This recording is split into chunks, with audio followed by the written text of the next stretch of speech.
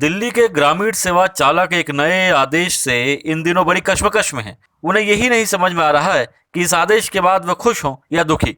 दरअसल सरकार को जिस नियम को हटा देना चाहिए था, उसकी मैच प्रक्रिया को आसान कर परिवहन मंत्री साहब अपनी कॉलर गर्व से उठाए घूम रहे हैं। दिल्ली सरकार इस तरह गर्व महसूस कर रही है मानो उसने ग्रामीण सेवा चालकों को खुशियों का कोई खजाना दे दिया हो। लेकिन क्या करें, दिल्ली सरकार को तिल का पहाड़ बनाना बहुत खूब तरह से आता है। दरअसल नए आदेश के बाद अब दिल्ली में ग्रामीण सेवा चालकों को सीएनजी लीकेज के लिए कहीं भटकने की जरूरत नहीं है। वह दिल्ली के 12 डीटीसी डिपो में भी सीएनजी लीकेज की जांच करवा सकते हैं।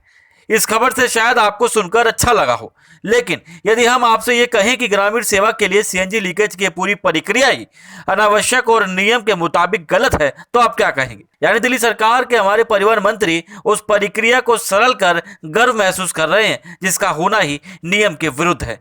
यह बात परिवहन मंत्री को इसलिए भी पहले जान लेनी चाहिए थी क्योंकि परिवहन मंत्री खुद लॉ मिनिस्टर भी हैं, यानी कानून मंत्री भी। आपको बता दें कि जब यह नियम लागू हुआ तो बड़ी गाड़ी के लिए या 6 सीटर से ऊपर के लिए जो व्हीकल हैं उनके लिए हुआ। सीएनजी लीकेज जांच का नियम था, लेकिन सिंगल सिलेंडर या छोटी गाड़ियों के लिए नहीं। इसलिए ऑटो रिक्शा, फटफट सेवा, टैक्सी आदि सीएनजी वाहनों या निजी वाहनों में सीएनजी लीकेज जांच की जरूरत ही नहीं है। तो क्यों सिर्फ ग्रामीण सेवा चालकों को ही यह सरकारी मार पड़ रही है?